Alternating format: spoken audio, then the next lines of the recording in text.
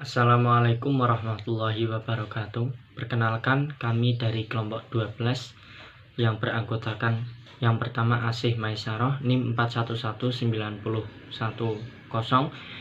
yang kedua Muhammad Rizal NIM 411929, yang ketiga ada Said Nursi NIM 41191113, yang keempat ada Via Syifaul Awaliyah NIM 41119162. Kami akan menjelaskan tentang kebijakan dividen. Yang pertama, pengertian kebijakan dividen. Kebijakan dividen merupakan keputusan apakah laba yang diperoleh perusahaan akhir tahun akan dibagi kepada pemegang saham dalam bentuk dividen atau akan ditahan untuk menambah modal guna pembiayaan investasi di masa yang akan datang. Salah satu teori kebijakan dividen yang berkaitan dengan dividen sebagai sinyal adalah dividen signaling theory. Teori dividen signaling theory pertama kali dicetuskan oleh Bhattacharya. Teori ini menjelaskan bahwa informasi tentang cash dividend yang dibayarkan dianggap sebagai sinyal prospek perusahaan di masa mendatang. Kemudian ada teori-teori kebijakan dividen. Yang pertama ada teori dividen tidak relevan dari MM. Kemudian ada teori bird in the hand. Yang ketiga ada teori perbedaan pajak. Yang keempat ada teori signaling hypothesis.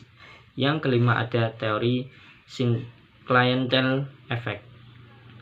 Kemudian ada bentuk-bentuk kebijakan dividen. Yang pertama ada dividen per saham yang stabil. Yang kedua ada rasio pembayaran konstan. Yang ketiga ada dividen tetap yang rendah ditambah dividen ekstra. Kemudian akan dilanjutkan oleh teman saya. Terima kasih. Teori-teori kebijakan dividen. Yang pertama, dividen tidak relevan dari MM.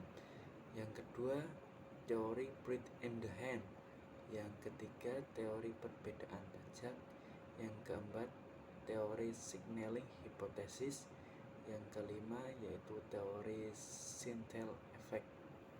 Selanjutnya yaitu bentuk kebijakan dividen. Yang pertama, dividen per saham yang stabil atau stabil amount per share. Yang kedua, rasio pembayaran konstan. Yang ketiga, dividen tetap yang rendah ditambah dividen ekstra. Kemudian, dividen dalam perspektif syariah. Dividen merupakan bagian dari keuntungan usaha yang dibagikan kepada para pihak bersirkah, yaitu merupakan sesuatu hal yang dapat dilakukan dan dibolehkan oleh syariah, sebab manusia akan mendapatkan apa yang telah diperbuatkannya, untung dan rugi, atau dapat dividen atau tidak mendapat dividen merupakan konsekuensi ekonomi yang dapat oleh para pihak yang bersirkah. Kerjasama dalam bentuk syirkah amwal ini biasanya dikenal dengan syirkah musammah. Materi selanjutnya yaitu stock repurchase. Pengertian stock repurchase atau pembelian kembali saham perusahaan adalah suatu kegiatan di mana perusahaan melakukan pembelian kembali atas saham mereka yang telah beredar di pasar bursa yang telah dimiliki oleh para pemegang saham. Selanjutnya, alasan perusahaan melakukan stock repurchase. Menurut Wansley, Lane and Sarkas 1989 menjelaskan mengenai alasan-alasan yang mungkin digunakan oleh suatu perusahaan ketika melakukan stock repurchase dan mengelompokkannya ke dalam 6 hipotesis berikut, yaitu 1. Dividend substitution hypothesis, 2. Leverage hypothesis, ketiga ratio hypothesis, yang keempat investment hypothesis, yang kelima information signaling hypothesis, selanjutnya yang terakhir yang keenam wealth transfer hypothesis. Kemudian saya akan melanjutkan penjelasan dari Mbak Via mengenai stock split dan stock dividend. Stock split. Pengertian stock split itu adalah suatu aksi korporasi yang mencegah harga saham dalam rasio tertentu. Misalnya 1:5, artinya harga saham itu dibagi menjadi 5. Misalnya dari nilai nominal awal per lembar sahamnya itu adalah 10.000, itu menjadi 2.000 setelah dilakukannya stock split. Meskipun harga saham setelah stock split itu menjadi lebih kecil, namun jumlah lot saham menjadi 5 kali lebih besar. Kemudian ada stok dividen. Pengertian dividen.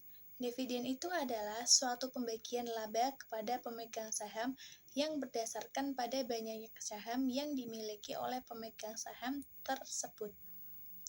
Jenis-jenis dividen antara lain ada dividen tunai, dividen saham, dividen properti, dividen interim, dan dividen scrip, dan dividen likuidasi. Kemudian ada cara menghitung dividen. Besaran uang atau nilai yang akan diterima oleh para investor dari dividen itu tergantung dari berapa lembar saham yang dimiliki. Semakin banyak lembar saham yang dimiliki, maka semakin besar juga nilai uang yang akan didapat dari dividen. Sebagai contoh, kamu memiliki saham perusahaan A dengan total kepemilikan saham 500.000 lembar. Maka ketika perusahaan itu sukses dan akan mencetak laba yang besar, serta akan membagikan dividen dengan nominal 50 pada investor, kamu akan mendapatkan perhitungan dividen sebagai berikut, yaitu 50 dikali 500.000 sama dengan 25 juta. Kemudian ada kelebihan dan kekurangan investasi. Dividen, terdapat keuntungan yang bisa kamu dapat ketika investasi dividen, yaitu kamu bisa menikmati keuntungan atas laba bersih dari suatu perusahaan. Menjelang cum-date, harga saham cenderung naik, namun setelah ex-date, nilai jual saham cenderung diobral karena para investor itu melakukan profit taking. Hal ini menyebabkan investor yang membeli saham menjelang cum-date akan mengalami kerugian. Yang terakhir, ada pengaruh kebijakan dividen terhadap resiko bisnis antara lain. Dividen itu dapat menjadi sumber konflik antara pemberi pinjaman dengan pemegang saham yang hasilnya bisa memunculkan biaya keagenan hutang.